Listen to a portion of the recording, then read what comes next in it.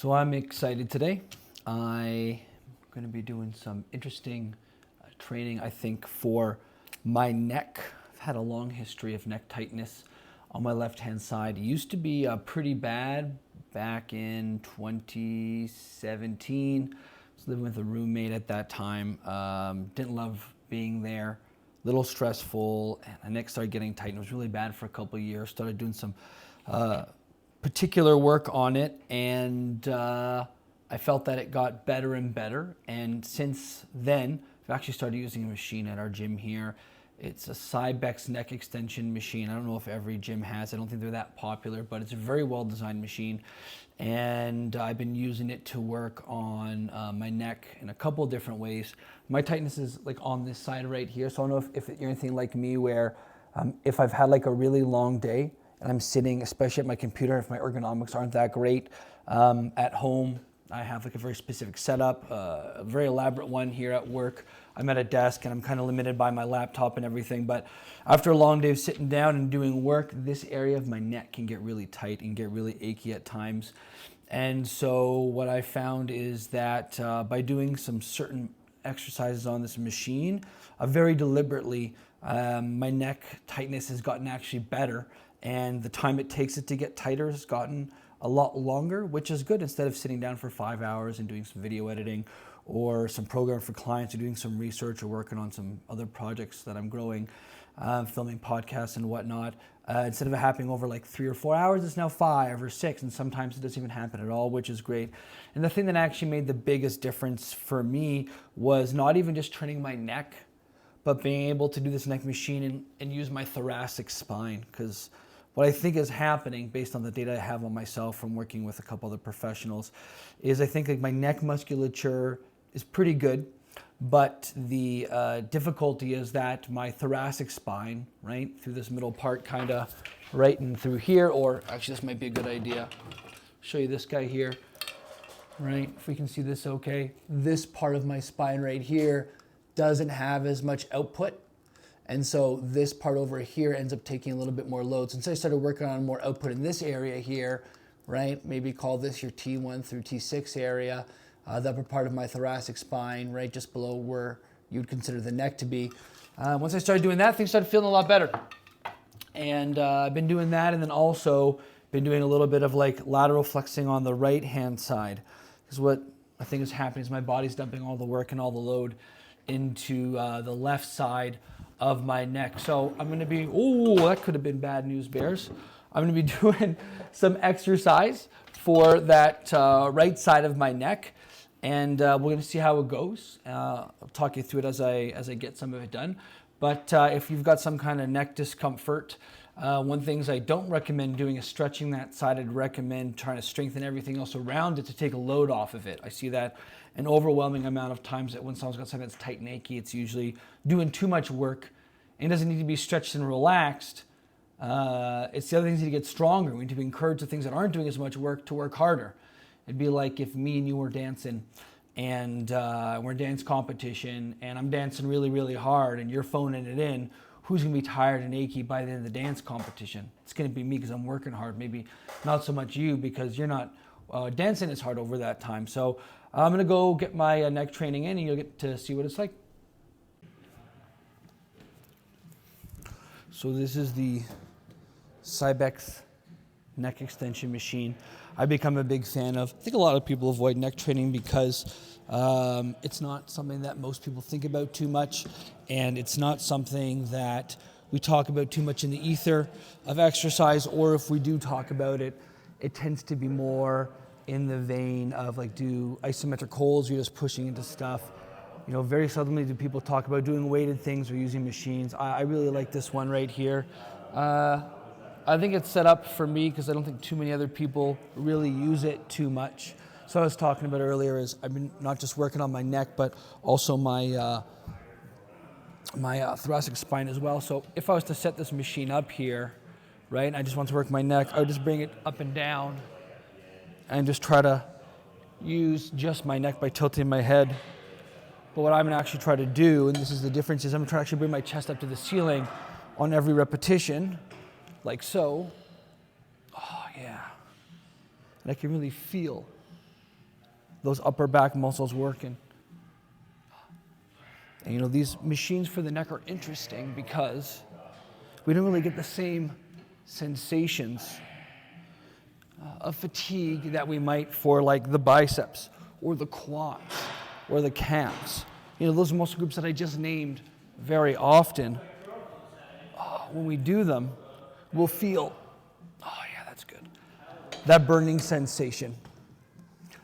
But when you train your neck, you don't really get that kind of sensation. And my theory on that more than anything is when we think about the neck musculature and what it does, it is like they're highly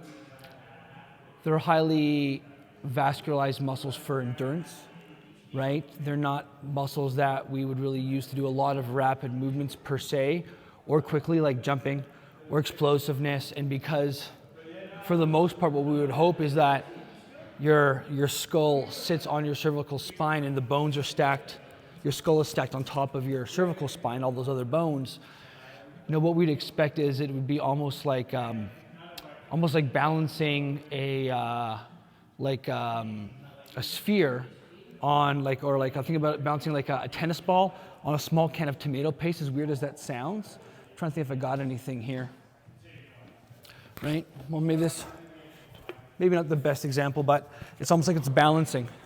And if it's balancing, right, the muscles don't have to worry so much about controlling things left and right as much, right? But if we think about other joints in our body, that's something that requires a lot more stability and work. So in this case, if we start tilting our head out to the right-hand side, sure, then it's going to kind of fall out to the side, and those muscles need to do their job to hold it up. But in terms of day-to-day stuff, for the most part, we'd hope these muscles in the neck don't have to work too hard, per se.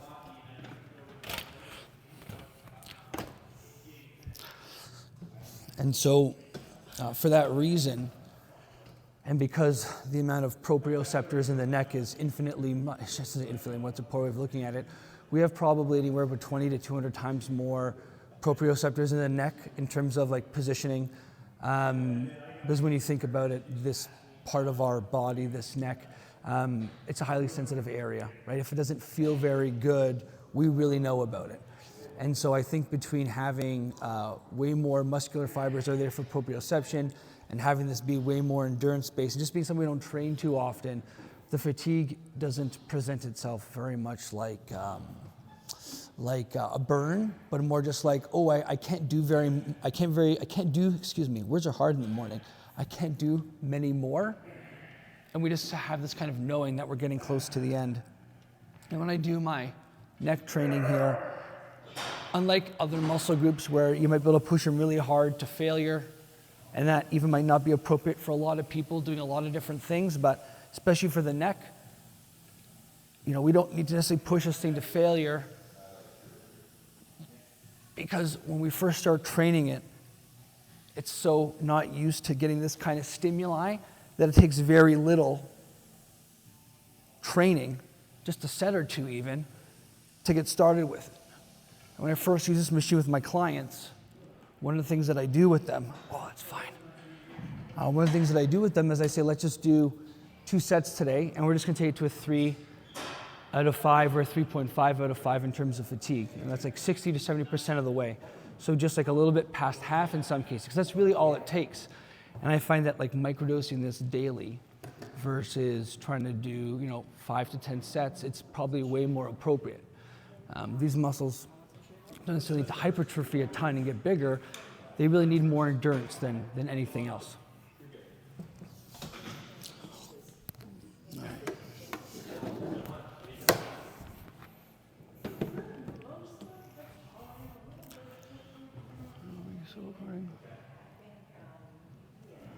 Now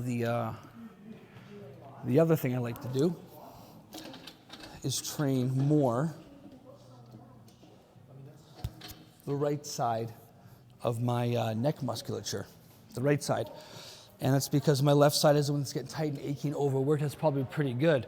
And actually, when I did an endurance test on this one, and I was going and tilting to the right-hand side, I found I could get to 15 over here, and then when I did the left, I could get to 21. It's like a 25% plus difference in my output, in my endurance, which tells me, yeah, this right side's the one that needs to work. Now, you might not do it this way like how I'm doing it, but I side bend a little bit to the right-hand side as I do it, because I'm actually trying to work on this idea of systematicity and directionality in my body, and that if I was to, for example, bend over to the right-hand side, it's not just that my mid and lower back are side bending, but it's also that my neck is cervically side bending to this side. I might have my pelvis tilt and hike up to the right-hand side.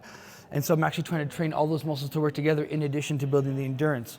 So when I do it, I'm here, and if I was just trying to isolate my neck, I could do it just like this, right? Trying to minimally use anything else, but I actually encourage, you can see like a little bit of side bend, there's a little bit of hip shift, and that's okay, because that's actually kind of what I need for my body to have it feel good. So I kind of go through it, yeah, just like this. A little bit of a heavier weight today for me. That feels nice.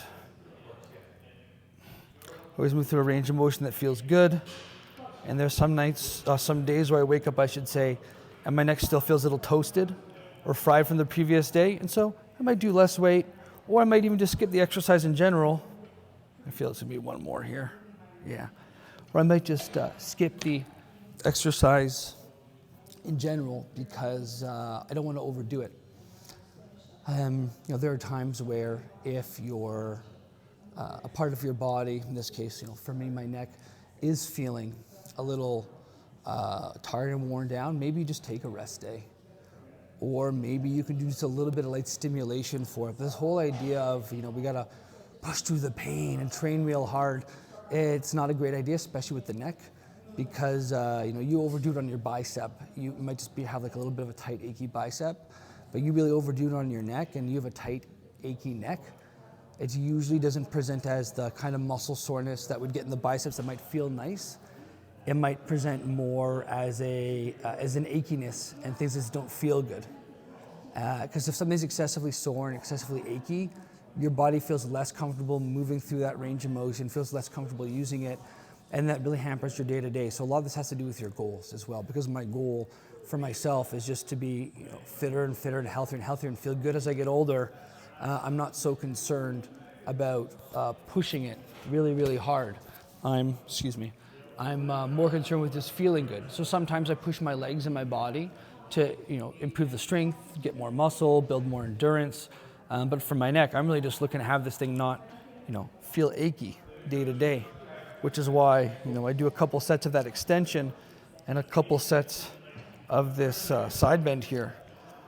And I could also do neck flexion where I'd be sitting forward in the machine and thinking about trying to bring my head forward and my chin down towards my chest and working the anterior side. But I felt that when I do that, actually my neck gets more sore the next day and it feels that uncomfortable achy, the not good kind. And so I end up not doing that for now until some of these other things feel better and there's more strength and more endurance. That's going to be enough. That's kind of how I work out my neck. So I think that if I was to give anybody advice on neck training, if it's the first time they're doing it, would be only go 60, maybe 70% of the way to fatigue. Train the things that don't feel tight and achy. Train the things that actually kind of feel good, which seems counterintuitive, but they're likely the things that need the most work. And if you are going to do the opposite side, like both sides of your neck when you're doing left or right, or if you're doing some rotational stuff, I would go ahead and see, put a weight on there you think you could do 24, go on the right-hand side until you're at a 3.5 out of 5, and then do the left, and see where that endurance difference is. And once you have that endurance difference, you've got a pretty good idea of the area of your neck you need to work a little bit more. So I'm going to keep doing my right neck side bends for the coming weeks, and then probably beginning of January, late December, I'll go back and retest my endurance testing and see, is the right more symmetrical towards the left? And if it is, I might do a little bit more left stuff or try cervical flexion again. So some advice for you to try on if you're going to start training your neck. That's how I've been training my neck recently. Hope this is helpful.